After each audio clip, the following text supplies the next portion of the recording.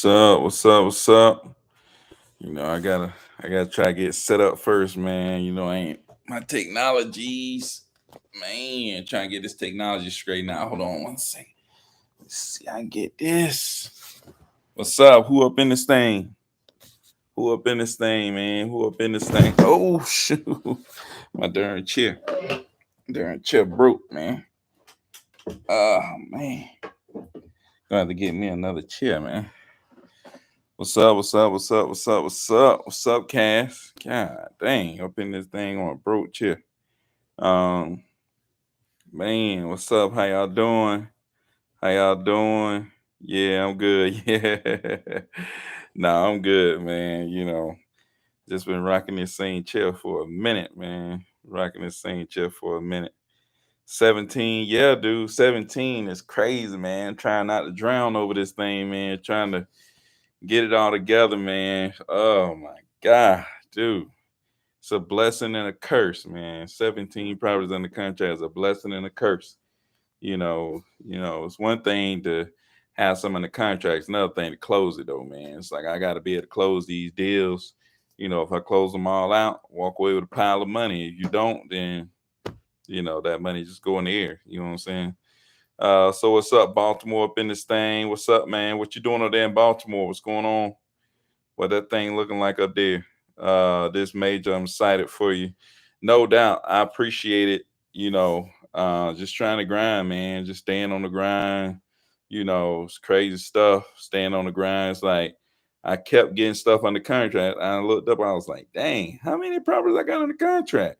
I was like, shoot, I don't even know how many properties I got under contract. So I just started looking at it because I got a VA and she keeps up what she's supposed to keep up with all that stuff. So I went to my to the spreadsheet. Like we still got on the spreadsheet. Like I made her put it on the spreadsheet, all that stuff. So I was like, dang, I hope she been keeping up with it. And I went and looked on the spreadsheet. She had everything right there. Like she had kept up with everything. It's like, she got the person name, email address. We got them under contract. When the buyer is going to inspect. When the due diligence in, when the closing date is set. She had all that right there. So that was exciting to know that even though I wasn't even looking for that, like my VA, she already had that right there. So that was really good, really nice, man. So, at least I had some kind of setup, some little bit of a system to be able to, she was able to keep track of that and make sure we had that right there so I could look at it. But close a few here in Baltimore still working. That's what's up, man. Hey, it start with one, man. You start with one deal. One deal change everything. You go from a few, next thing you know, you just keep your head down, keep grinding. Next thing you know, you look up and you got all kind of properties under contract, man. It's crazy. So how's it going with Hope? Well, yeah, it's been going good, man. She a good VA. Yeah, she a good VA, man. I really appreciate it, man. So hope we can close these deals, get us some more bonuses, man, because she deserves it. It's like, man, she really good, man. She get my offers out, people sign or whatever. She manage all my leads, you know what I'm saying? She know how to make offers and stuff like that. So she been really good, man. It's like that's my lead manager slash admin because like she do all my like she take it from skip tracing. After I skip trace the list, that's all I really need to do.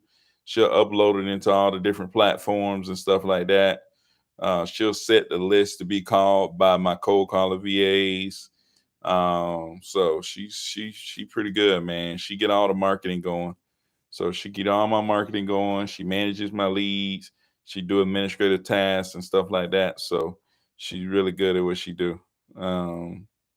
But anyways, just one VA, all this. Yeah, one VA, man. One VA knock all that out, man. But she's really good, man. But I got two other VAs though, that do my cold calling for me. So um you pay $4 an hour. I pay my experience VAs $4 an hour. I got inexperienced VAs that I'll pay them $3 an hour. So And they work 30 hours a week. And we build a really good relationship with our VAs. That's one thing, man. You build that relationship with them, and they'll bend over backwards for you. They'll make sure they take care of you and stuff like that. And I think that relationship piece, and setting expectations is why that happened. Like I wasn't even looking for her to do that. She was just doing a job because that's what she's supposed to do. And she got that relationship where she don't want to she don't want to let us down. So, she don't want to let the team down. So it's like that's kind of the atmosphere that we set up as a team. It's like she don't want to let us down, and same thing, like I don't want to let her down. I talk to her and be vulnerable with her to tell her like things that I need to do, things that I haven't done, things I need to do better.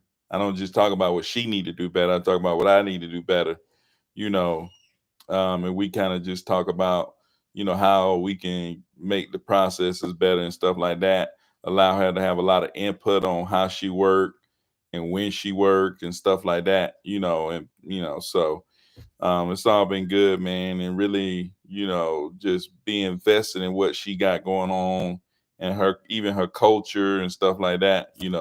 It kind of helps the whole relationship piece, and that's a big thing. It's all about relationships. Yeah, she'll keep it for sure. So where do you get your VAs? I get mine from onlinejobs.ph. That's a good place you can go and get quality VAs. I know a lot of people go there, so it's a good place to go and get quality VAs. Let me see.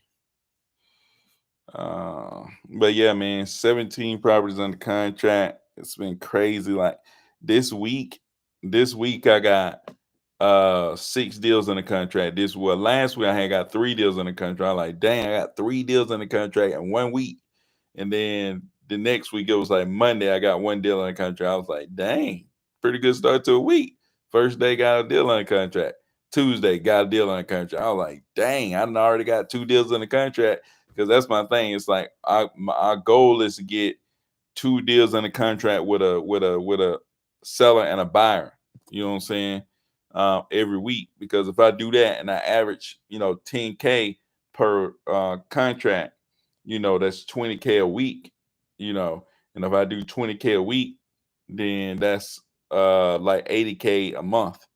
And when you get around that 80K a month, then you looking at $1 million in a year. You know what I'm saying? So that's the goal. So I was like, dang, Tuesday, bam, 2 of them. And then Wednesday, I got another one. I was like, oh, dang. I was like 3 for 3. And then Thursday, bam, another one. Friday, bam, another one.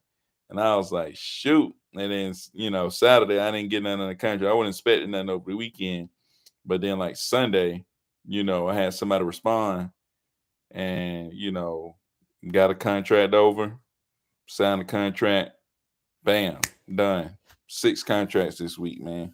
It's crazy stuff. So we'll see where it go, man. We'll see where it go. But anyway, so, and 2 of those, I got shoot.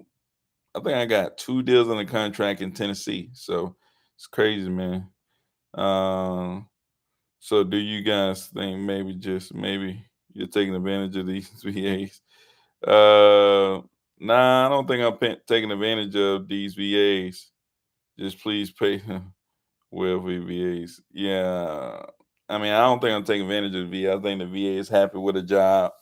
You talk to her, she happy with a job and what she do.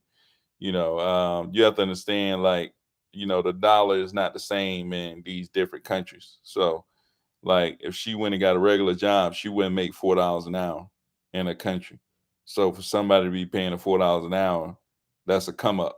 You know what I'm saying? So it's like, it's not like people taking advantage of them. So it's all good, man. But keep going. No doubt, man. I'm just keeping my head down and trying to grind. That's all I'm really doing at this point. You know. Would you be open to a quick call? I got 1 deal last December. Since then, nothing. Maybe you can offer some advice. Man, it's like I wish I had time to just sit on the phone and call people, and I want to, but it's like, man, it'd be so much stuff. Like I had to start this at like 9:30. I'm with my kids, want to take them out. have a good time with them or whatever, and it's like, it's just not enough time in the day, and plus it's like I need to get my own stuff together. Like I'm just searching for the next deal. It's like I need to make sure I put my systems in place. It's like I don't spend enough time working on my business. You know what I'm saying? It's like I'm still trying to get my time thing down, but I am trying to make an effort to reach out to people. So if you reach out to me on IG in the DM, I try my best. Like I'm trying to make an effort to reach out, back out to people, make sure I'm interacting with people, because I know how it is to be reaching out. I know how it is to be trying to get a deal. I know how it is trying to level up, trying to, create more income and stuff like that. I know how that is. I'm still trying to do it. So I know it's a struggle. I know like you feel like you need help. It's like, but shoot, man, sometimes you gotta take that thing into your own hands. It's like, don't wait. Like, I think that was one of the biggest things. Like, I think I heard Eric Thomas or somebody else say, like, don't wait for nobody else. You can't wait for other people to do something to get your dream started. It's like you can't wait for other people to do something in order to spur your dream. Like, don't wait on nobody. Like, go and create. It's like go and create. That's what the mentality that I thought about. It's like I'm not gonna wait on anybody else for my dreams. I have to redo that in my brain like over and over and over again. It's like don't wait on nobody else. It's like you focus in and you go create. Right. I have to keep replaying that in my brain because sometimes it's like I want to wait on other people. I'm nice. Sometimes I'm too nice. Like I want to help everybody. I want everybody to come along. I want to depend on other people. I'm always asking for other people advice and stuff like that and wanting to take in what they say. But sometimes it's like I'm not waiting on nobody else. I'm gonna take it. I'm gonna take it. It's like I'm gonna go and create. So that's one big thing that I kind of took on. It's like sometimes you just sit around and you wait and you try to oh, when this happened or when that happened or if this happened, or no, you just go and create. Just go and you just do it. So that's one thing I've been thinking about. So I'm in third country. What I now is at BS SVA. Just don't ask for more because I'm afraid of it. I don't know where you at, man, but I know you ain't in the Philippines talking about $4 is BS. Like, dude, I know you ain't in the Philippines, man. It's just like if I go to South Georgia, where I'm from, man, if I'm getting paid $8 an hour, I'm straight. Like, dude, I get paid $8 an hour in Fitzgerald, Georgia, I'm good to go. But if I go to New York, that's BS. It's like, dude, you know, it's all about where you at and how much it costs where you at and stuff like that, man. But hey, if you don't like with your position, man, go do something about it. At the end of the day, everybody got a choice. It's like, dude, you don't like your spot, you don't like where you at in life, go level up. That's just the way it is, man. Nobody force you to do anything. It's like most people think they forced or they stuck in a situation. You're not. You ain't forced. You ain't stuck. Go and create. It's like it's just the way it is, man. Like I just said, don't depend on nobody else for your success, man. It's just the way it is. If you don't like what you're doing, if you don't like how much you're getting paid, if you don't like the what life you living, just go and create. Stop complaining, waiting on somebody else, talking about what other people need to do, or if this didn't happen, or if they against me. Bump that trash, man. Go and create, right? So all the complaining and all that stuff about what you don't like, you don't have to work where you work. You don't have to do what you do.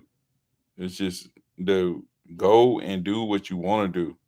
Don't wait for nobody else, man. So that's all I gotta say. But current issue is getting my phone numbers so I can virtually wholesale. I have Mojo, Text Magic, to text, but I only have one phone, which is not an area code I want to target. What do you use? You can use. I mean, it's a lot of stuff out there. I guess Twilio is out there. Some people use that, but I use CallRail for like my phone numbers and stuff like that. So I like CallRail. I don't know. I like CallRail. It may not be the cheapest or whatever, but I like CallRail. But wholesaling is all about good data. Yep, it's all about good data and volume. Yep, how many people you reach out to. That's what I learned. Yeah, that's what it's all about. But the other thing you're missing right there is the buyers. It's like you got to find people who buying property. It's like you got to find the people with the money. If you got money and you can find the people, like you got to have money, and then the skip tracing and the reaching out to a lot of people is what's going to generate sellers. So you generate sellers by reaching out to a lot of people, and you got to have the correct number to reach out to them, right? But you got to have cash. You can find people who want to sell all day, but you got to have people that want to buy. Like you got to have the people with the cash. You know what I'm saying? So, and then this competitive market is like you got to find the people who buying at a good price. You know what I'm saying? Somebody who just don't want everything dirt cheap. You got to have somebody who actually, they doing they very active. You know what I'm saying? A lot of the people that's very active, they'll make a deal. You know, if they can make something, they'll make a deal. But anyway, so yeah, those are straight facts. Tell me you don't like current position, move. Uh, you're not a tree. Yeah, no doubt, man. You don't like current position, man. Make a move. It's like, dude, they got to, man. Everybody, like, people feel like they stuck. You ain't stuck, man. I kind of thought the same way for a while. It's like, but then you look around, it's like, man, you really don't have to do what you're doing, man. You really don't. It's like you've been doing it forever, but you really don't. Like, I've been teaching for like 11 years, but I really ain't got to go. You know what I'm saying? It's like, I can really not go. I can really go find something else to do, even if it wasn't real estate, man. It's like go find something else to do. Just go create money. It's like go bring value to people and get paid what you want to get paid. That's basically what this allowing me to do. It's like, how much do I make on a deal? It's like I demand what I make. You know what I'm saying? I can demand, hey, look, in order to get this done, we got to do it at this number. You know what I'm saying? And you go out there and you create. It's the value that you bring. You go and you create it. You know what I'm saying? So you got options, man. We all got options. So answer you most of your deals. Yeah, high equity absentee is most of my deals. So that's kind of the list I'm hitting. I mean, that's the most motivated list, man. It's like people don't want to be landlords, not individuals. Like individual people, don't, most of them don't want to be landlords. Like they just don't, man. It's a hassle, man. So if you hit individuals with high equity, they're landlords because they're absentee, dude, they want to get rid of that property, man. Especially if you can put a lot of cash in their pocket, they want to get rid of it. So, yeah, man, that's what I'm hitting. Have you ever had to cancel a contract? Yes, I have had to cancel a contract. Look, I had to cancel one like back in July or something like that. My VA, she messed around and sent a contract to a person. Um, like I was teaching her how to make offers, and she made a mistake and sent a contract to a person. Well, they signed it, you know, but she didn't put it on the list, and I didn't know they had signed it. So it went past due diligence, and we had to get them, and tell them, hey, we can't do the deal at that price or whatever. And they was like, well, I want my, due diligence money. So we end up paying them due diligence money. But it was all good though, man. It's like I can see now that, having to do what she was doing end up paying off. You know what I'm saying? So even the mistakes that she made, she's bringing way more value than the mistakes that she made. So do you target just regular homeowners? Sometimes. It's like if I think that a market is hot, after I target absentee and I see that it's hot, I'll go back and target the homeowners in that same area. You know what I'm saying? So that's what I'll do in particular areas. So call rail is not a dollar though. What you use for you can't text blast on call really. Yeah. Now if you want to text blast, I use if you want to text blast, I use launch control. If you want to dial, I use call tools. What I'm saying call rail do is it gives me multiple numbers to use in those other platforms. You see what I'm saying? So it gives me numbers that I can then take those numbers and put them into call tools and use them, you know what I'm saying, and rotate them in and out, you know what I'm saying? So I can use those numbers and do use it to text people, my hot leads, you know what I'm saying? And I really only want to mess with hot leads. That's one thing I learned. Keith Everett, the real estate diddy, is like, you only really want to mess with hot leads. You know what I'm saying? So you want your VAs and all that stuff, to work with leads and warm them up. Like I only want to talk to people who ready to go. You know what I'm saying? Or interested. You ain't interested, out of here. You know what I'm saying? Like you need to be ready to go.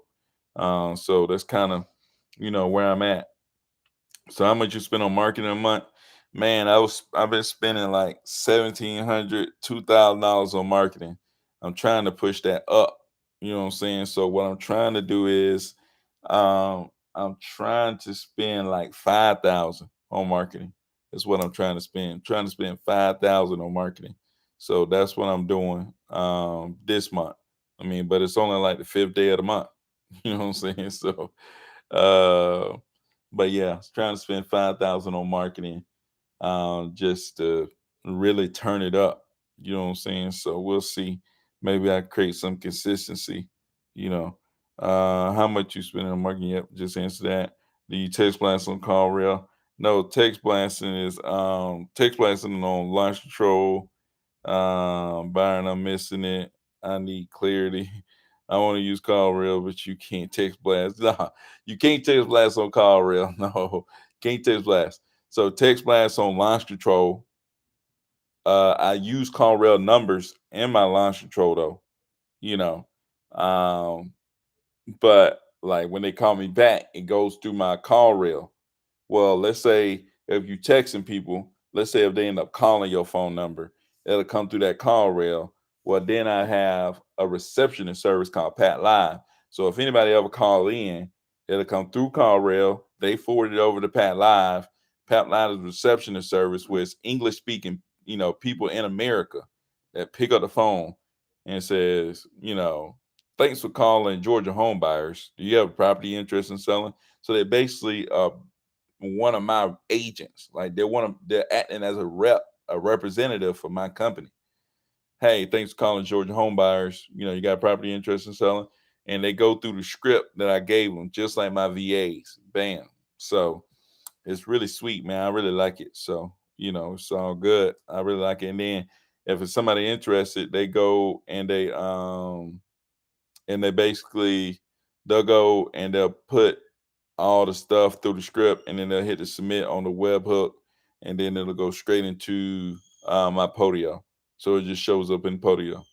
And that's for texting. Somebody call me back, say call tools, I'm calling people, and they miss my call and they call me back. It'll go into that reception service and they'll submit it in Podio, and then voice broadcasting the same way. So I really like that. But shoot, let me get this cord right here because my daggone computer gonna die. Um, and then I'm gonna be daggone cut off up in this thing. But anyway, so I think my daggone camera gonna die here before too long. So yeah, I think I got like 20 more minutes, 30 more minutes or so on this thing. But let me see what other questions. How can you tell when somebody is a legitimate buyer? Man, it's tough, man. It's hard out here to figure out who legit and who ain't, man. It's like, you know, uh I would check out their social media, like if as a person, and see do they post any pictures about flipping property or something like that. Most people like to flex, so they'll post somewhere, you know what I'm saying? Or ask for a proof of funds, send it over, or whatever. Maybe that'll help. But then just talking to other people, asking them, hey, do you know this person? Whatever. Um, Attorney's offices is another place you could probably ask about people.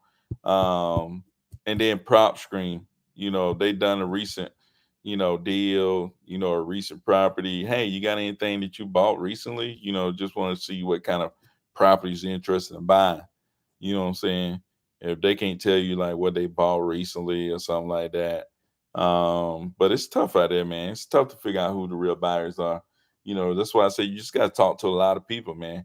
Gotta talk to a lot of people. You just never know. Just gotta keep TTPing. You gotta keep talking to people. So hey man, how do you determine if a property is good for a flip when it's good for a buy and hold? Investors have a hard time determining if the house might be good for a buy and hold. Man, most of the time it's like it doesn't even matter. It's like, you get it at you that's the thing. It's like you gotta have buyers. You know what I'm saying? It doesn't matter. Like you shouldn't have to figure that out. Like I never even think about that. It's like I have buyers and I know what they're looking for. And it's like if I see this property, I automatically know, oh, that buyer will want that because they told me what they want. They told me they want this type of property at this type of discount. You see what I'm saying? And it's like, okay, that fit this person criteria. So I'm sending it over here to him. So it's like it depends on what fits their criteria. That's why I do it. I guess people say the reverse wholesaling, but like the front was wholesaling, I always leave you guessing. It's like, what's the rehab cost? What's the, you know, is this for a buy and hold investor or a flipper? I don't even think about that. It's like I know what the buyer told me and what they want. You know what I'm saying? So it's like I already know that.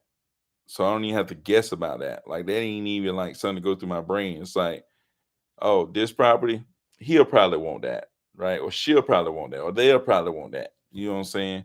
Because that fits their criteria. That fits what they're looking for. So that's kind of why I like to find buyers, and then I go find the properties that they like. You know what I'm saying? So that's what I do. Um, so what's your volume looking like? Cold calling text. Man, I wish I knew what my volume looked like. I'm trying to get a hold of that. That's like one of the things I've been working on, trying to get a hold of. Like, how many people am I texting every day? How many people am I calling every day? How many people am I voice broadcasting every day? Like, I really don't know. Like, I really need to keep up with those numbers. Like, that's one thing that I've been working on lately and trying to put everything together. That's what I'm saying. I'm trying to, create systems and make sure I'm putting stuff together that work. You know what I'm saying? So I'm still working on that. You know, so yeah, I mean, to be honest, I really don't know. But that is like a focus, like of coming up weeks of making sure that I track that. You know what I'm saying? So that's kind of one of my big things that I've been working on. So would you call sellers on holiday tomorrow, Labor Day? No, I'm not calling anybody on Labor Day. I'm actually having a team meeting on Labor Day, though, to give my cold calls a little time. They'll get a little paid time. Um, and then, we'll kind of go over and talk about all the stuff that I talked to y'all about that I'm missing. You know what I'm saying? So that's what we'll do. Let me try to fix this chair a little bit, man. Golly, keep falling. Oh man. Yeah, fix this darn chair, man. Falling apart on me. Um, so reception service for inbound, VAs for cold calling, outbound. Yeah, no doubt. So outbound, text outbound, cold calling outbound, VAs do no, I do the texting, VAs do the cold calling. That's all outbound.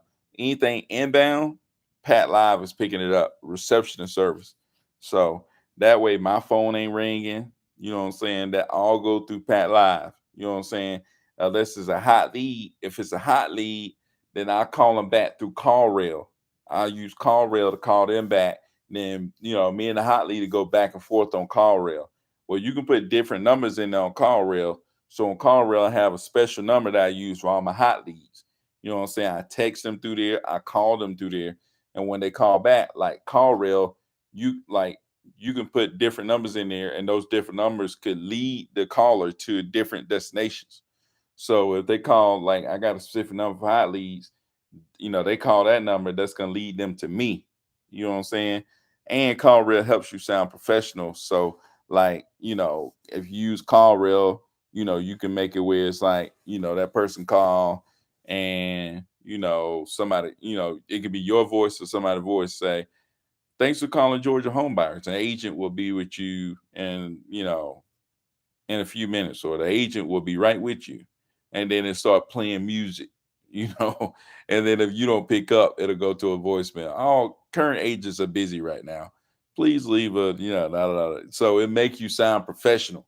You know what I'm saying? That's another thing I like about call rail. So it's real good stuff, man. I like call rail. That's just me though. Other people use other stuff or don't use call rail at all. So that's another thing, man. It's like I don't have everything figured out. I only really know it the way that I do it. So it's like it works for me. So it's kind of what I do. Not saying that the way I do it is the end all be all or the right way or the perfect way. I'm still learning and growing just like y'all. Like I listen to videos all day. I'm like, dang, I can do that. Oh, dang. You know what I'm saying? So I always just listen to stuff and still taking in stuff and still trying to learn and build and stuff like that every day. Um, so reception, sir. Yep. So how many cash buyers do you have? I don't know, just a few. It's no more than 10. It's like you don't have to have like this laundry list of cash buyers. Really only 10 people. Even if you had 100 cash buyers, it's like the 80-20 rule. 20%, 20% of people are gonna do 80% of the buying, probably 99% of the buying, really. It's like you only need a handful of people that's actually buying properties. So um what is the list that you built that you have most luck in? Um I don't know, man. I don't have the most luck. It's like areas. It's not lists, it's areas. It's like it's the hot areas. And not even the hot areas that you think about. It's like the transient areas. It's like where people are most transient, like where people moving all the time. Like people always moving in and out of these areas. You know what I'm saying? It's like you hit the most transient areas, and those are the areas where you getting deals. Like people are always in and out, like people are always moving. You know what I'm saying? So you hit the transient areas, and that's where you get the deals. You know what I'm saying? So um, but let's see. Hot leads line. That's hard. Yeah, no doubt, man. How much you pay for Pat Live? How would I sign up? You can go to patlive, I guess, .com or whatever. You can get like the lowest thing. I think I've been paying for like I think I pay like 240, but it's like a step up. The thing you get a lower one for like 100 and something. You know what I'm saying? But that's when you really getting going. You know what I'm saying? That's when you really getting going. You getting your volume up, and you getting a lot of people calling back in. Or let's say if you're doing like bandit signs, and you ain't able to pick up your phone all the time. You know what I'm saying? That bandit sign may go straight to Pat Live where somebody actually picking up. You know what I'm saying? Or let's say, any of that stuff. It's like anything you got where somebody's gonna be calling you, like the ringless voicemails, voice broadcasting, like any of that stuff where people gonna be calling you back, you can get Pat Live. Now, some of the stuff you may want your VA to be picking up, like if you know it's going to be hot leads, like if you're doing something where it's going to be hot leads, like say if I was doing Google, like pay per click. If I was doing pay per click, I wouldn't want to send them to Pat Live. Like I probably want to send them to a VA because that lead costs a lot of money. You know what I'm saying? Pat Live is not as skilled as my VA. You know what I'm saying? So that's what I want to do. But I know you don't got all the figured out, man. But even if I get half of your success to change my life, no doubt, man. I feel you, man. If I was getting half of what I'm making, it still would change my life. Like if my junk got cut in half, I'd still be happy. You know what I'm saying? Because like I wasn't making that kind of nothing close to that kind of money. So uh I don't know, man. I never really messed with land. Never messed with land. Never messed with auctions at all. But if you go to the auctions, you probably can find a lot of buyers. Never messed with that really. So how do you go about finding transient areas? You kind of know the market. You know what I'm saying? Like I'm in the Atlanta area. I kind of know what areas are real transient. You know what I'm saying? It's like people move there and they never want to leave. You know what I'm saying? It's like, and they never want to leave. You know what I'm saying? Then there's certain areas live in that area because just for like